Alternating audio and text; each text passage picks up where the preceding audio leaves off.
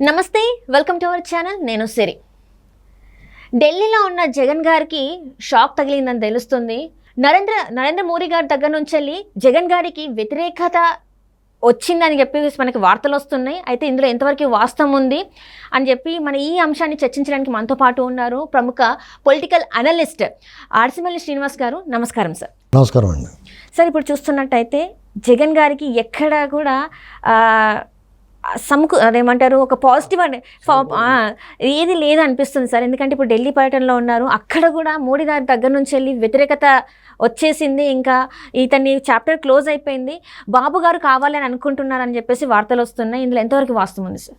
ఇప్పుడు మోడీ గారు వాళ్ళు ఇతని మీద వ్యతిరేకత ఏమి ఉండదండి. వాళ్ళు ఏమీ చేయలేకపోతున్నామయ్యా నీకు సారీ అని చెప్తారు. ఎందుకంటే తనకు మారిన ధర్మం ఉండదు. కొంతమంది తనకు మాలిన ధర్మం చేస్తారు, వాళ్ళు దరిద్రం పాలైపోతారు. ఈ బీజేపీ మోడీ గారు వాళ్ళు విశాల ప్రయోజనాలు కాదు అని ఆలోచించారు. వాళ్ళు ధర్మం ఇవన్నీ ఏం చూడరు. వాళ్ళ రాజకీయ ఎత్తుగడలో రాజకీయం, అధికారం, మూడోసారి అధికారంలో రావాలనుకుంటున్నారు వాళ్ళు, ఎన్డీఏ కూటమి.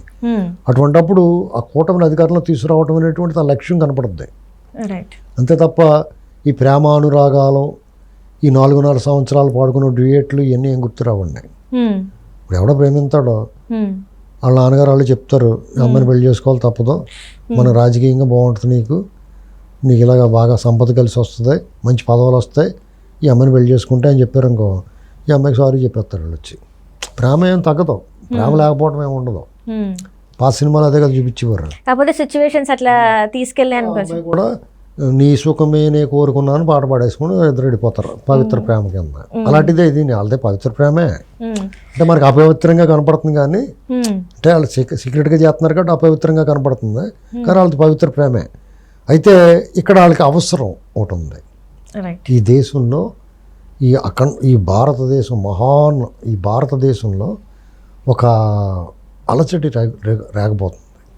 ఉత్తర భారత, దక్షిణ భారతంగా ఒక రకమైన ఈ వివక్ష చూపుతున్నారని దక్షిణ భారతదేశంలో కొంతమంది ఫీల్ అవుతున్నారు. అలాగా దానికి మొన్న అగ్గెట్టాడు, ఇలాగా చిన్న బీజం వేసాడు. దక్షిణ భారతదేశం పట్ల మాకు ఉత్తర భారతం నుంచి మాకు వివక్ష ఎదురవుతుంది, మా ఆహార్యాన్ని, మా రంగుని కూడా మీరు కించపరుస్తున్నారు, మా భాష పట్ల మీరు చులకనగా ఉన్నారు. మనం నితీష్ కుమార్ ఏం మాట్లాడాడు తమిళ గురించి, ఇలాంటివన్నీ ఒకదానికి ఒకరోజే జరగలేదు, మెల్లమెల్లగా ఛానల్ జరుగుతుంది. అధికారం అంతా మీ గుప్పిట్లో పెట్టుకుంటున్నారు, నిధులన్నీ మీ వైపు మళ్ళించుకుంటున్నారు. మా డెవలప్మెంట్కి, మా దగ్గర కట్టిన పన్నులకి మాకు తిరిగి ఇచ్చిన దానికి, ఆ ఉత్తర భారతదేశంలో కట్టిన పన్నులకి వాళ్ళకి తిరిగి ఇచ్చిన దానికి హస్తి మసికాంతరం తేడా, అంటే దోమకి ఏనుక్కున్నంత తేడా ఉంటుంది. ఇవన్నీ చూసిన తర్వాత దక్షిణ భారతదేశంలో క్రమశిక్షణ కలిగి ఉంటారో, మానవ వనరులు ఉన్నాయి, సహజ వనరులు ఉన్నాయి, దక్కన బీట భూమి, ఏ రకమైన ప్రమాదాలు లేకుండా ఉండే ఈ ప్రాంతం. ఇక్కడి నుంచి సంపద వెల్లువెత్తుతూ తెలుసు. శ్రామికులు, నిరంతర శ్రామికులు, నిత్య కృషివలులు, తెలివైన వాళ్ళు, ఈ రకంగా వీళ్ళందరూ ఎలా ఉన్నప్పుడు సోమరపోతులు కాదు, చాలా అడ్వాన్స్డ్గా ఉన్నారు. ఇటువంటిప్పుడు ప్రధానమంత్రి ఉత్తర భారతదేశానికి, రాష్ట్రపతి అక్కడే ప్రధాన పదవులన్నీ ఉంటాయి. మనం ఏదో ముష్టి పాడేసినట్టు 2 పదవులు పనికిరాని వాడేస్తారు. ఇక్కడ రైల్వేలు అన్నీ కూడా అటుపై ఉంటాయి. ఏంటిది నిధులన్నీ కూడా డొలరసిటీ కానీ 1000 కోట్లు పెట్టేస్తారు, ఇక్కడ ఏం పెట్టావు నువ్వు? ఇలాంటి ప్రశ్నలు మెల్లమెల్లగా తయారవుతున్నాయి. అమరావతి ఉంది, దాని డెవలప్మెంట్ కానీ సహకరించి ఉంటే ఈ మాట రాదు. అంటే ఇక్కడ ఇచ్చారు, అంటే నిధులేమి ఇవ్వలేదని చెప్పేసి ఈరోజు జగన్మోహన్ రెడ్డి గారు మాట్లాడుతూ, మొన్న చూసినట్టయితే అక్కడ నుంచి వెళ్ళి, కేంద్రం నుంచి వెళ్ళి ఎలాంటి నిధులు రాలేదు, అసలు అడిగినా కూడా ఇవ్వలేదు అని చెప్పేసి మొన్న మాట్లాడడం జరిగింది. అంటే వాళ్ళు నిజంగానే ఇవ్వలేదు అనుకోవాలి సార్? మీరు ఆ జగన్మోహన్ రెడ్డి గారు ఏమాట నమ్మరు. ఎందుకంటే తెల్లారులైతే అప్పు అవసరం అంటే రాత్రే, ఇప్పుడు కొడుకు డబ్బులు అవసరం రాత్రి వాళ్ళ అమ్మ జైల్లో పెడతారు కదా డబ్బులు, అలాగే వాళ్ళు ఎప్పటికప్పుడు పెడతా ఉండేది. ఫైనాన్స్ మినిస్టర్ గారు, ఆవిడ పేరేం పేరు, ఆకుపచ్చలే పెడతారు ఆవిడ, నిర్మలా సీతారామన్ గారు. ఈవిడ్ని ఇతను బాగానే చూసుకున్నారు, బాగానే ఇచ్చారు, అప్పుడు ఎప్పుడు అడిగితే అప్పుడు ఇచ్చారు మోడీ గారు వీళ్ళంతా. ఇప్పుడు వాళ్ళకి ఏంటంటే దక్షిణ భారతదేశంలో వాళ్ళ ప్రాబల్యం కావాలి, వాళ్ళ ప్రాతినిధ్యం కావాలి, వాళ్ళకి పట్టు కావాలి, అంటే రాజకీయంగా వాళ్ళు ఎదగాలి, పట్టు కావాలి. అంటే ఈ వివక్ష కనపడకూడదు. దక్షిణ భారత ఈ భారతీయ జనతా పార్టీ ఉత్తర భారతానికి చెందింది కాదు, భారతదేశం మొత్తానికి చెందింది అనేటువంటి భావన కావాలి. వాళ్ళు మా రామ మందిరం చేసారా, ఉత్తర భారతదేశం ఊగిపోయింది, దక్షిణ వాళ్ళు ఇలా దండం పెట్టుకుని మళ్ళీ వాళ్ళ పనాలు చేసుకున్నారు, అంత ఊగిపోలేదు. చూసారా, అర్థం చేశారా మీరు? అలాగని చెప్పి వీళ్ళకి భక్తి లేదంటారా? అసలు ఇక్కడ ఉన్న గుళ్ళు అక్కడ లేవు. వాళ్ళకి వారణాసి తప్ప, పూరి, వారణాసి ఇలాంటి ఉత్తరాఖండ్లో అక్కడక్కడ ఉన్నాయి తప్ప మనకు ఉన్న లేవు.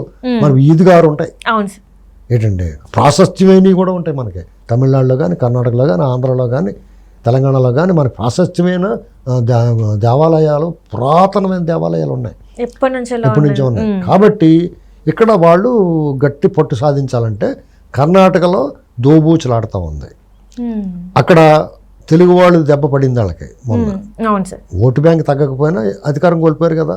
రేపు పార్లమెంట్ ఎన్నికల్లో ఇదే వైఖరి జగన్మోహన్ రెడ్డి గారు లాంటి అక్రమాస్తుల కేసుల్లో నిందితుడికి, అవినీతిపరుడికి అండగా నిలబడితే వచ్చిన ఫలితం అది. దానివల్ల రేపొద్దున పార్లమెంట్ ఎలక్షన్లో కూడా అదే ప్రతిఫలిస్తే అప్పుడు దెబ్బైపోతారు కదా. తెలంగాణలో నేను కాకమొన్న మడతగాజే తినేశారు అందరితో పాటు. కాంగ్రెస్ రాదనుకున్న కాంగ్రెస్ వచ్చేసింది. అంటే 4వ స్థానంలో ఉన్న కాంగ్రెస్ ఏకంగా ఇక్కడ గెలిచేసింది, ముఖ్యమంత్రి అయిపోయారు రేవంత్ రెడ్డి. వాళ్ళు ఒకసారి వాళ్ళు ఎలాంటి వాళ్ళు అంటే, నీటిలో ఉన్న మొసళ్ళ అధికారం వచ్చిందంటే వాళ్ళ చేతుల నుంచి ఎవరు తప్పించుకోలేడు. ఇప్పుడు వాళ్ళకి రేపొద్దున పార్లమెంట్ ఎన్నికల్లో మళ్ళీ వాళ్ళ పైచే అయిపోద్ది. అంటే ఇక్కడ కూడా బీజేపీకి ఛాన్స్ పోద్ది. ఆ 4 ఉంటాయో ఉండవో తెలియదు. ఆంధ్రప్రదేశ్లో 0, అసలు అక్కడ తమిళనాడు కూడా 0, కేరళ 0. ఇటువంటి పరిస్థితుల్లో ఇక్కడ నుంచి ఒక నమ్మకమైన మిత్రుడు, విశ్వసనీయత కలిగిన వాడు, ప్రజల్లో కొంచెం ఇమేజ్ ఉన్నవాడు కావాలి ఎన్డీఏలో. జగన్మోహన్ రెడ్డి గారిని చూపించగలరా, ఇతను చాలా మంచివాడు అంటే అలవాయ చెప్పమంటారు. అందుకని చంద్రబాబు గారిని మన మీద ప్రేమతో కాదు, వాళ్ళకి అవసరం, అందుకని చంద్రబాబు నాయుడు గారిని ఎన్డీఏలోకి ఆహ్వానిస్తున్నారు.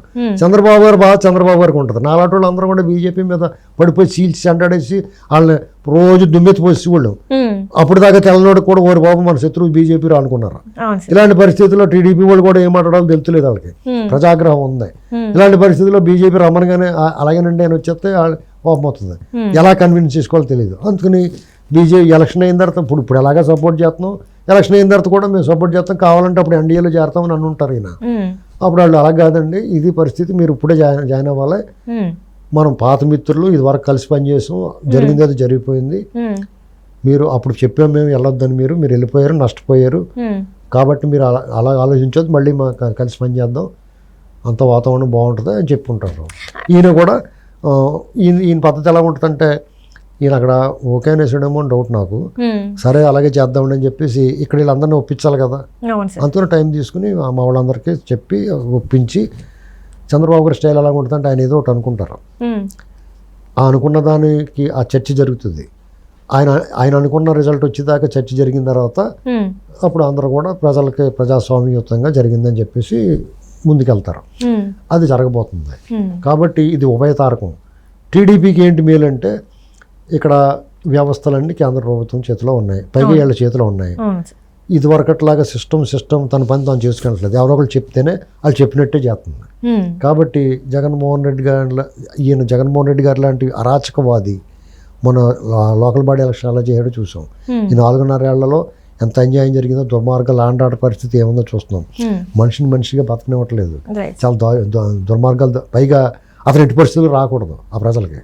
ఇలాంటి పరిస్థితుల్లో చిన్న ఛాన్స్ కూడా తీసుకునే ఉద్దేశం లేదు. అందుకనే పవన్ కళ్యాణ్ గారితో జత కట్టారు, రేపు మోడీ గారు వాళ్ళతో బీజేపీతో కూడా జత కడటానికే వీళ్ళు కొంచెం ఆలోచిస్తున్నారు, కానీ దానికి సిద్ధమే. కేడర్ కూడా అప్పుడు పైకి వద్దు అది ఇది అంటున్నారు, కానీ వాళ్ళు కూడా జగన్మోహన్ రెడ్డి ఈ షర్ట్లు కూడా ఎత్తాడంటే అలాగేనండి మేము వచ్చేస్తామండి అంటారు. అర్థమైందా? ఎవరి కోసం రేపు ఎలక్షన్ జరగనివ్వరండి. ఒకవేళ చంద్రబాబు గారు నేను ఉండను మీతోటి, నా పార్టీ నేను చూసుకుంటాను, నేను గెలవగలను అన్నాడు అనుకో, టపాల్మని జగన్మోహన్ రెడ్డి దొంగ నా పెన్సిల్ దొబ్బేయడానికి కేసు పెడతాడు. ఏంటి పెన్సిల్? నా పెన్సిల్ అక్కడ పెట్టుకున్నాను అసెంబ్లీలోను, చంద్రబాబు గారు అసెంబ్లీకి రాలేదు కానీ వెళ్తే అలా చేత్తో పట్టుపోయి ఎంత పొడుగు వచ్చింది చేస్తుంది పట్టుపోయి అంటారు. కోర్టులో కూడా అది ఏంటని కూడా చూడకుండా ఇంక్రిమెంట్ చేస్తారు. ఈసారి 3 నెలల పాటు రానివ్వరు బయటికి. సుప్రీంకోర్టుకి వెళ్ళింది అనుకో, నాట్ బిఫోర్ మీ అంటారు. తర్వాత ఎన్ని తిరిగి ఒక బెంచ్ మీద వెళ్తాయి. ఎప్పుడు వెళ్ళాల్సిన బెంచ్ మీద కాకుండా, అది వెళ్ళాల్సిన బెంచ్ మీద కాకుండా వాళ్ళు నిర్దేశించిన బెంచ్ మీదకి వెళ్తుంది. ఆవిడేమో తీర్పు రిజర్వ్ చేస్తారు. అప్పుడు ఏం చేస్తారు? అప్పుడు ఏం చేస్తారు? కాబట్టి ఇది బలవంతం పెళ్ళండి. నేను నిన్ను ప్రేమిస్తున్నాను, నువ్వు నన్ను పెళ్లి చేసుకోకపోతే యాసిడ్ అన్నా పోసేస్తాను, నేను ఇంకొకటి చేసుకుంటే ఆడికన్నా చెప్పేస్తాను వెళ్ళి, లేదా మీ అమ్మ నాన్నలన్నా ఏం చేస్తాను, మీ ఇళ్ళన్నా కూలగొట్టేస్తాను, మీ ఇంటికి అగ్గేడేస్తానని బెదిరిస్తారు. సో బెదిరించి ఇలా కదా. అది శ్రీలక్ష్మిని వరంగల్లో యాసిడ్ పోసి ఇవన్నీ జరగలేదు. అవును సార్. అలాగే చేస్తున్నారు వీళ్ళు. అయితే ఇప్పుడు మాత్రం స్మూత్గా చెప్పారు, ఓకే అలాగదే మనం కలిసి పని చేద్దాం బతిమాతున్నారు. నెక్స్ట్ స్టేజ్ అలా ఉంటుంది. ఇప్పుడు వినేశ్వరం గీను వింటారు వీళ్ళు, ఎవరికోసం వింటారు చూశారు కదా 4.5 ఏళ్ళ నుంచి. ఆ పక్కన భూషోడు కనపడుతున్నాడు, ఆ భూషోడిని చూపించి ఇష్టం ఉన్న లేకపోతే వెళ్ళాలి. 1, 2 వెళ్ళటం వల్ల వీళ్ళకి నష్టం కూడా లేదు. రేపు పొద్దున వాళ్ళతో పని ఉంటుంది, ఎందుకంటే వాళ్ళే వచ్చేస్తారేమో అనుకుంటున్నారు అందరూ. కేంద్రంలో వచ్చేస్తారు. వచ్చిన తర్వాత మళ్ళీ వీళ్ళతో గొడవలు పెట్టుకుంటే జనాలు కూడా ఏమంటారంటే పని అయ్యేదాకా ఒకలా చెప్తారు, పౌరుషంగా మాడతారు. పని అవ్వలేదనుకో ఇంతగా గొడవలు వాళ్ళతో కలిసి వెళ్తే ఇంతకు గొడవ పెట్టుకుంటూ అయిపోద్ది కదా. వాళ్ళతోటి కాసేపు కళ్ళు మూసుకుంటే నోరు మూసుకుంటే అయిపోద్ది కదా పని, ఎందుకు నువ్వు దెబ్బలాడతావు వాళ్ళతోటి అంటారు. వీళ్ళే అన్నారు 2019లో. ఒకటి మాత్రం నిజమండి, ఎన్ని పక్కన పెడితే భారతీయ జనతా పార్టీ మోడీ గారు అమిత్ షా గారి నేతృత్వంలోని భారతీయ జనతా పార్టీ ఆంధ్రప్రదేశ్కి తీరని ద్రోహం చేసింది. ఒక అరాచకవాదికి అండగా నిలబడి ఈ రాష్ట్రాన్ని సర్వనాశనం చేయడానికి వాళ్ళు తోడ్పడ్డారు. దాని నుంచి వాళ్ళు ప్రజల ఆగ్రహాన్ని ఎలా చల్లారుస్తారో వాళ్ళు ఈ పార్టీలు అన్ని కలిపి పొత్తులో గట్టా ఉన్న వాళ్ళ పార్టీలు దాని మీద ఆధారపడి ఉంటుంది. ఇప్పుడు గాయం చేశారు, ఆ గాయాన్ని మాన్పవలసిన బాధ్యత కూడా వాళ్ళదే. ఆ గాయాన్ని మాన్చడానికి ఏ మందు వాడతారో, ఎలాంటి ఉపశమనం కలిగిస్తారో అనేటువంటి దాన్ని చూడాలంతే. ఇక దీనిలో మార్పులే ఉండవు.